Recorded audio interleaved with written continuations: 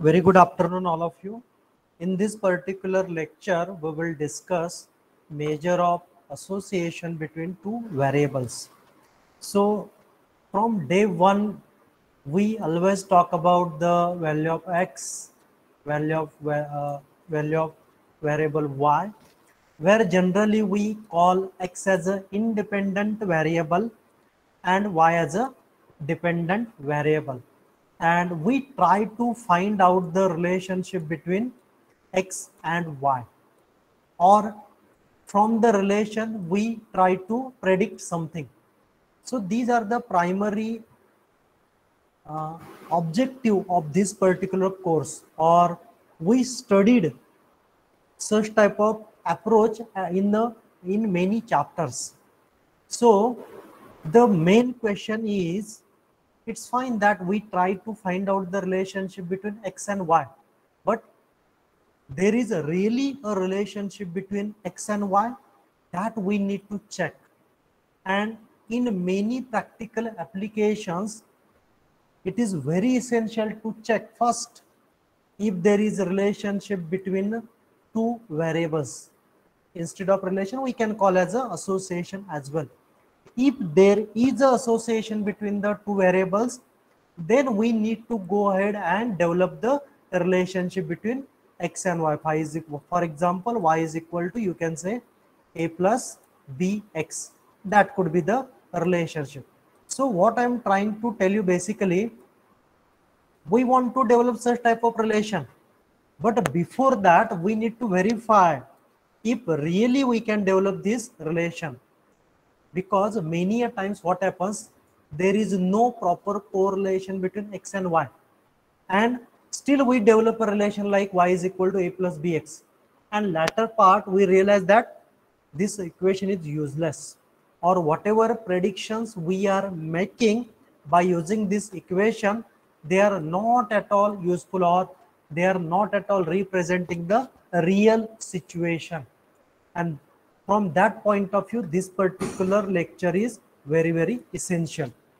Furthermore, not only in this particular class, in upcoming 2-3 classes, we will be emphasizing or how to verify or how to check if there is a relationship between two variables. Okay, so with this we will start, and what we will try to do, we will take example, and through that example we will try to understand why there is a need to develop the relationship between two variables. Okay, so the example is, a market survey is conducted to assess consumers' perception about a new type of coffee, and the results are. So basically this data is given to you, and what is done, a particular company might have developed a new coffee, that flavor or something may be different in that coffee, and that formula is prepared by the company, and company can say my product is very good, but customer has the right to decide whether that coffee is of a certain quality or not. And that's why what company did, they prepared a survey form, and it is circulated to the consumer in order to know what is their perception about the coffee. And in that survey form, there were only two options, 3-4 options. First, test whether it is appreciable or not appreciable, that is, taste is liked by the customer or disliked by the customer. Again, data is collected based on the age. So first of all, customer has to enter his age in years, then he has to say whether he liked the taste of that coffee or didn't like the taste of the coffee. So these information can be collected from the customer, and as the customer has to fill only 3 information, that is age, liking and disliking. So a lot of data can be collected from the customer. Now once the data is received by the company, the data is segregated and prepared a table like this. And what is important in this case, the customers are divided into different groups. So you can see 18 to 25, 26 to 35, 36 to 45, and more than 45. So these are the different groups of customer, and the data is segregated according to age group. And why this is also essential, because a particular product may be popular in a particular age of people. For example, if you talk about a cold drink, then cold drink may be generally preferred by the customer lying in the range 18 to 35 maybe, right? So I'm just giving you the example. So the same relation we may be interested to know for coffee, and that's why we need to prepare a table. This is a sample table. You can come up with your own table to interpret the data. Okay, so come back to problem. So you can see that like 22, 40, 21 and 27, these are the liked given by the different age groups. Similarly, you can find the dislikes given by the age group. So that data we have, and one may be interested to know whether the liking of the product, that is coffee, is associated with the age group of consumers. So this particular data may help you that a particular group is more focusing on coffee or not. So from this rough table, you may say that, yeah, there are more dislikes from the customers whose average age is above, whose age is above 45. So these people are not preferring coffee. You may say, for remaining, you may say that 50-50. Few people like the coffee, few people dislike the coffee, but these people may prefer the coffee, and the test is 50-50%. So rough observations we can draw, but when different students look at this table, they can draw their own conclusion. And what we need to do, we need to express if there is a relationship between the taste of the product and the age group of the consumer, then we need to define a mathematical equation, and that we will try to do now. Because when as a human being we look at the data, we may be biased. We may give a soft corner to a particular thing, or we may do not have understanding about the data. So we need to develop a mathematical relation, or come up with a method that can tell us clearly if there is a relationship between the liking of the product and a particular age group. Okay, so that association is generally expressed as coefficient of contingency. Okay, and it is denoted by C. So that coefficient of contingency is defined as C is equal to square root of, this particular notation may be called as chi square or chi square. So I will use a chi square. Okay, you can also pronounce it as a chi square. So square root of chi square upon chi square plus n.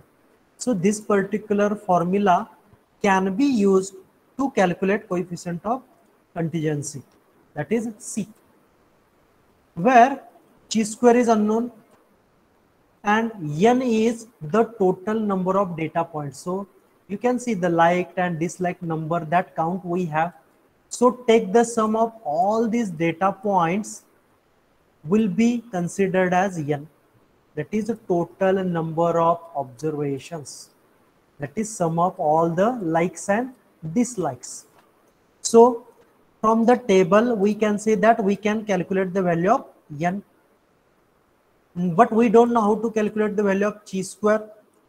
So there is another formula for chi square, and which is summation of Oij minus Eij whole bracket square upon Eij, where Oij means observed frequency in the ith row and jth column.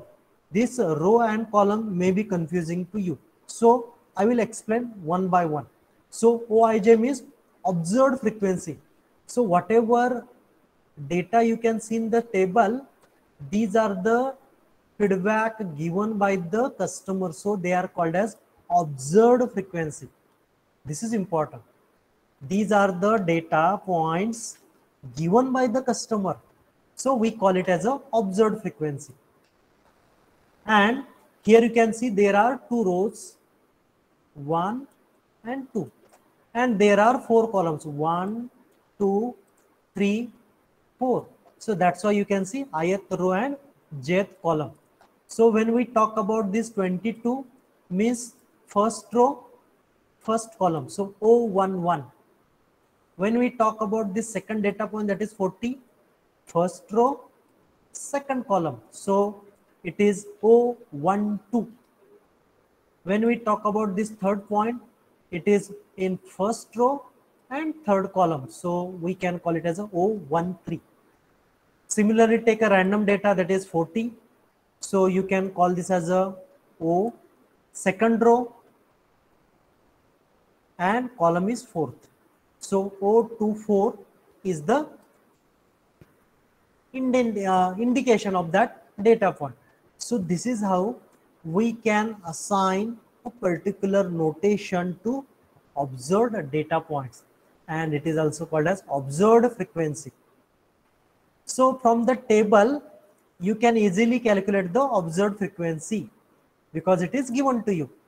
Now next is EIJ, that is expected frequency in the ith row and jth column. So from the given table, it's very difficult to calculate the value of EIJ because it is related to expected. We have only observations, but we don't have expectations.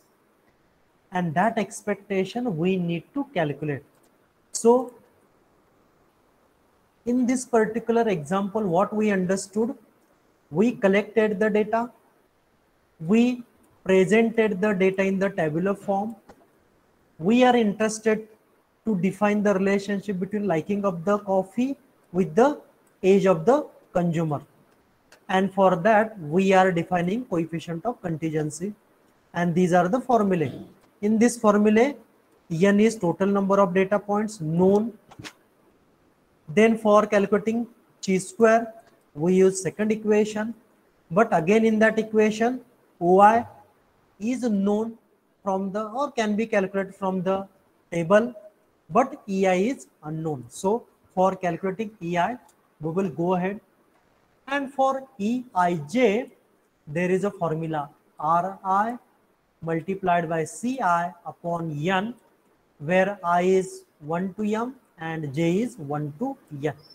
And as I said, I is related to number of rows and J is related to number of columns. And Ri is sum of observation in ith row.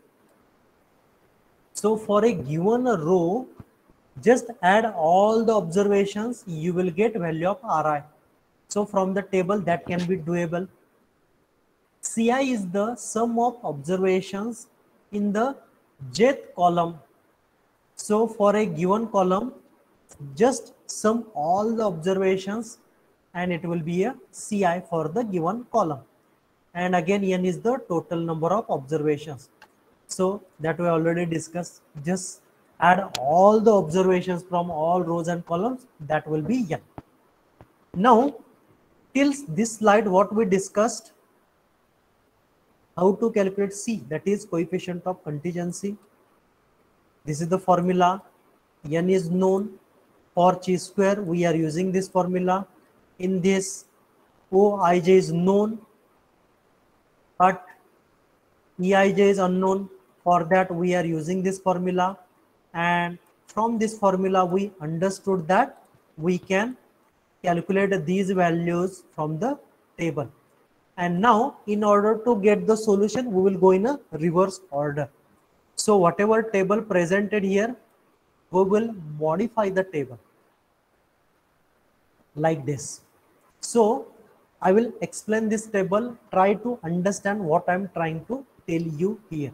So just look at row number 1. You can see here first observation is 22, second is 40, third is 21, and fourth one is 27. So just take the summation of these 4 data points given in first row. That will be your R1. This R1 is corresponding to Ri, and it is belonging to first row, so R1 is 110. So we calculate the value of R1.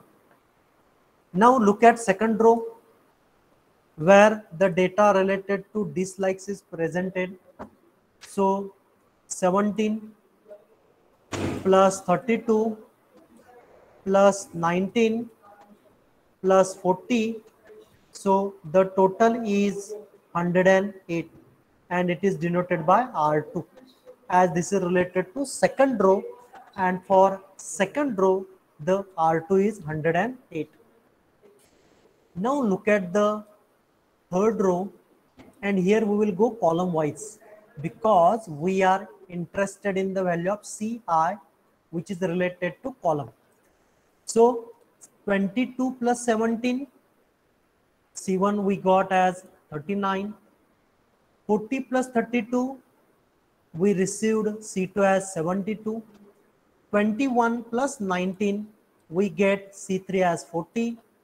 27 plus 40, we get C4 as 67. So this is how we calculate the value of Ci, sum of observations in jth column.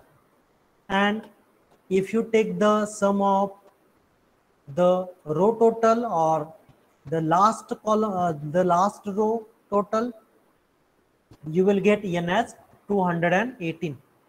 Now look at this particular equation. Eij is equal to Ri multiplied by Ci divided by n.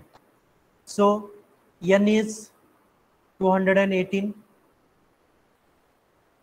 R1 is there, R2 is there, C1 is there, C2 is there. So all the values which are required in that equation are known to us. So we can calculate Eij, and that we need to do for each value of observations. So E11 you can see here. E11 is calculated as R1 C1 divided by n. I will tell you once again very carefully. This 22 means this is observed frequency, and we are interested in expected frequency, and as this is belong to first row and first column, so E11, and E11 can be calculated as R1 means sum of all the observations in that row into C1 belongs to all the observations in that column divided by total number of observations, 218. So put all the values in the equation. R1 110, C1 39, and n is 280. The answer is 19.68. So this is the answer. So try to understand the difference between observed and expected. The data that you collected from the customer is the observations. So here you can see observed data is 22 and it is 011. And the expected frequency is calculated by using the equation, and that's why it is called as expected frequency. And here E11 is 19.68. Let's take one more example, E21.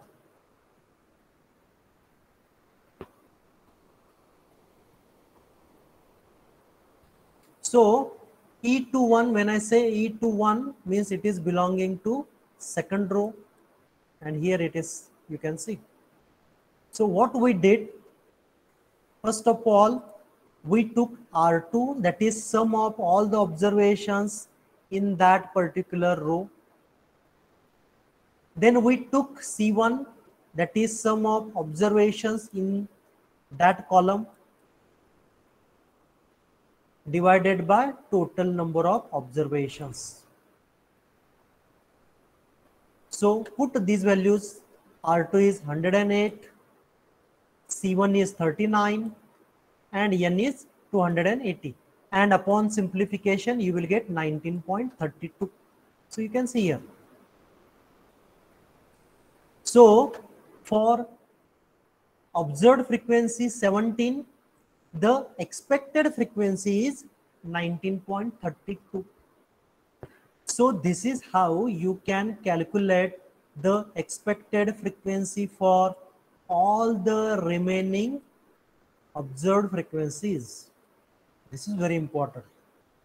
And for example, now I will tell you orally, if you want to calculate E21, you will use R1, C2, and N, and use the formula, this one, and you will get E12. Similarly, if you want to calculate E23, what you will do? You will simply use R2, C3, and N. Put these values in this equation, you will get E23. I guess now this is understandable. Now we will go ahead, because we calculated E11, E12, E13, E14, E21, E22, E23, and E24. Now we need to go back. The same table you can see, the previous table and this table is same. Now what we will do, we will try to calculate observed minus expected divided by expected. So for first row, first column, that is observed frequency is 22, expected frequency is 19.61, divided by expected frequency is 19.68. So answer is 0.2735. Similarly, for second data point also you can do observed minus expected divided by expected, you will get second data point. And similarly, we will calculate this particular ratio for all the data points, and then we will take its sum, and whatever sum will be there, that will be the chi-square value. I will explain you once again. One by one, we calculate this ratio, O11 minus E11 bracket square upon E11. Second, we calculate. For third, we calculate. For fourth, we calculate, and so on. Once we have all these 8 values, we take their sum, and that will be the chi-square. Now we will go to the first formula. Now we have chi-square value, so we can put chi-square is equal to, yes, here square should not be there. Okay, so chi-square is 4.134 divided by 4.134 plus n. N is total number of observations. So what we need to do, we need to put these values, and you will get coefficient of contingency.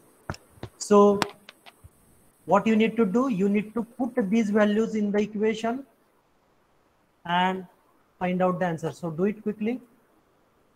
Try to find out the answer for this. Yes, do it quickly and tell me answer, because I didn't calculate the answer.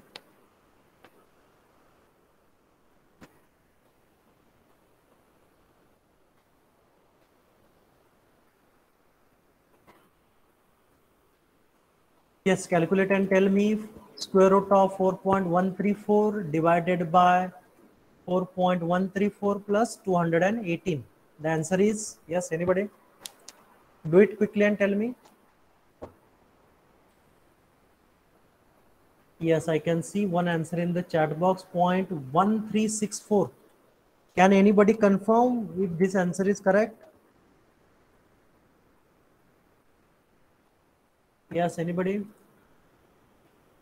0.136. Well, I guess many students are saying the same answer, means ultimately we can say that the correct answer is 0.1364. Okay, so this is the value of C.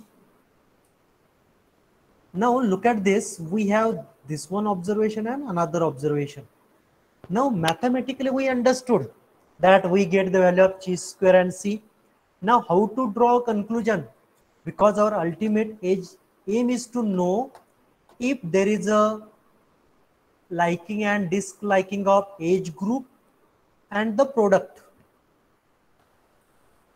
Yeah, what is the liking and disliking of the age group of people between 36 and 45 and so on. So we need to draw some important observations. So first observation is the value of C is always positive but less than 1. So this is the very common observation about this coefficient of contingency.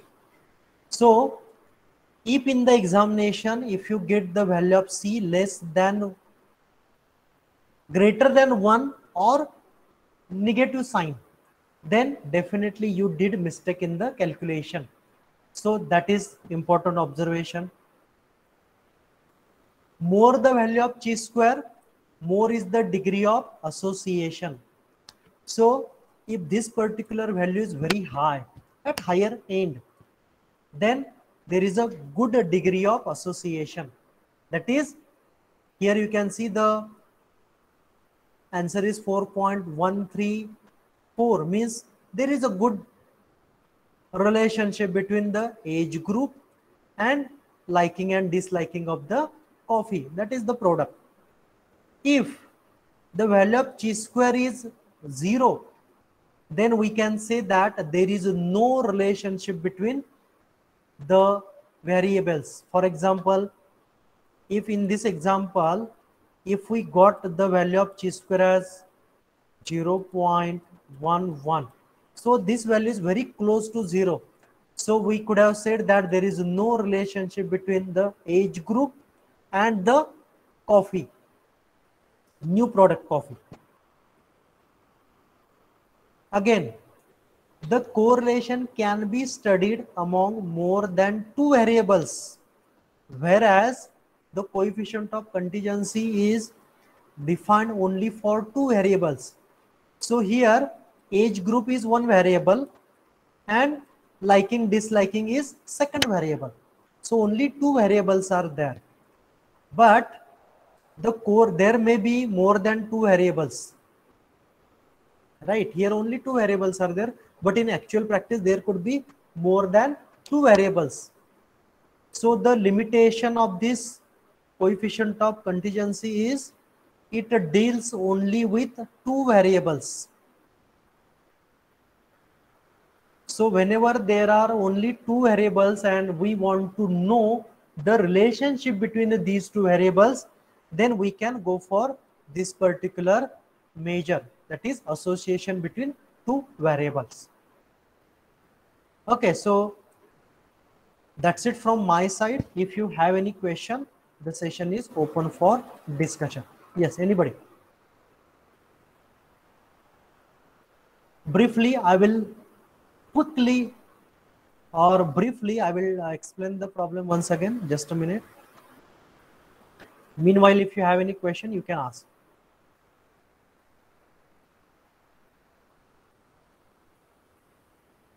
Sorry. Just a minute. Yes. So what we discussed today, we want to know if there is an association between 2 variables, for example, X and Y, where x is independent variable, x is dependent variable. And we may be interested to know if we can develop a relation like y is equal to a plus bx. We took one example and we have this data given to us. Age group is first variable and second variable is liking and disliking of the people. And we are interested to develop a relationship. We want interested to know whether the liking of the product is associated with the age group or not. So this is the formula for coefficient of contingency that represents if there is a relationship between two variables. So we use this formula. In this, n is total number of observations. So sum of all this means number of observations. Chi square is unknown. So for chi square, we use this formula where OI is observed frequency, means the data collected from the customer, and EIJ is unknown. So for EIJ, we use this formula where Ri is sum of the observations in the ith row and Ci is the sum of observations in the jth row, and N is total number of observations. So considering this, we prepared this table, and for Ri, we calculate R1, R2. Similarly for Ci, we calculate C1, C2, C3, C4, and to get the value of N, we prepared another box where you will get total number of observations. Then in order to calculate the expected frequency, we use the formula. So the formula for EIJ with us. So E11 corresponding to first row and first column, we put the value of R1, C1 and N, we get E11. Similarly, you can calculate E21. So we put R2, C2 and N, we get E21. Similarly, we can calculate E12, E13, E14, E22, E23 and E24. Then we calculated this particular answer, that is O11 minus E11 whole bracket square divided by E11, and we did it for all the boxes, as there are total 8 boxes, and when we take their summation, we get chi square value, and it is 4.1314, 4.134, and then we put the value of N and chi square to get the value of C, and it is 0.1364.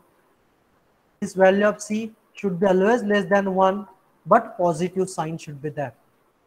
Then more the value of chi square, greater is the degree of association. If chi square value is 0, there is no association between the variables. And the limitation of coefficient of contingency is that it can deal with only 2 variables. If there are more than 2 variables, we cannot rely on this particular method. Okay, so that's it. If any question, you can ask, or we will stop recording.